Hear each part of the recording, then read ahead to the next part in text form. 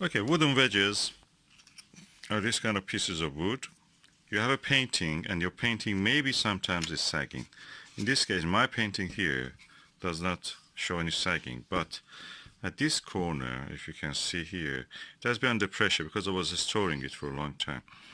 So what I'm doing is to put some of these wedges there to slightly stretch it. So the old way of doing it is that you put it like this. This is, I mean, everybody does like that. You put it one here, put another one like that here, and then you tap it with a hammer or a heavy object gently. But when you look at the old masters' work, what they do is actually different. The old masters put the wedge that they want to go put here in this direction, touch it, and then stretch it like that, and then the next one will be going like that.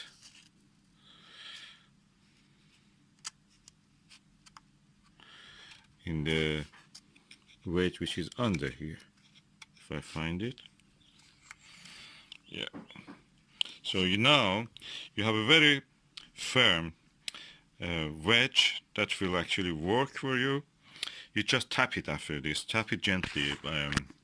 If you have a ballpoint hammer, you can just use it, or you can just use any heavy object, gently just tapping it. And that will stretch your canvas. And that's what I'm going to do now.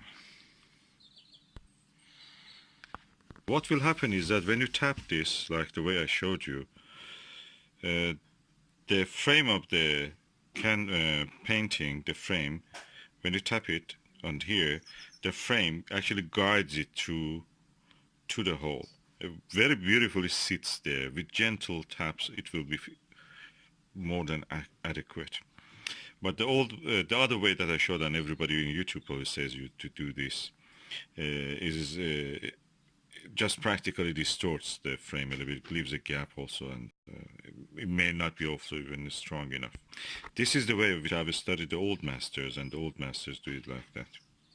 I'll show you again this way that the old masters do. This is the gap that you want to put your wedge in.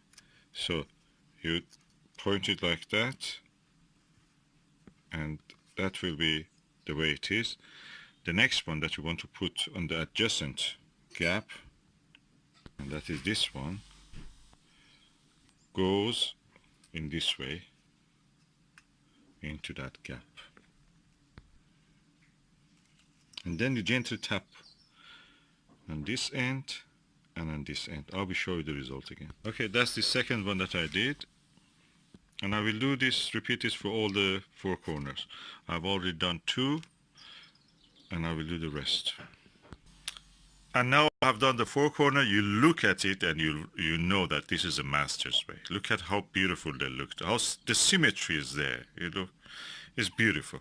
So this is the painting that I made.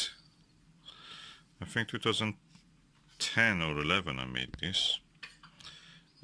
Painted it, and now it didn't cost me more than the £2.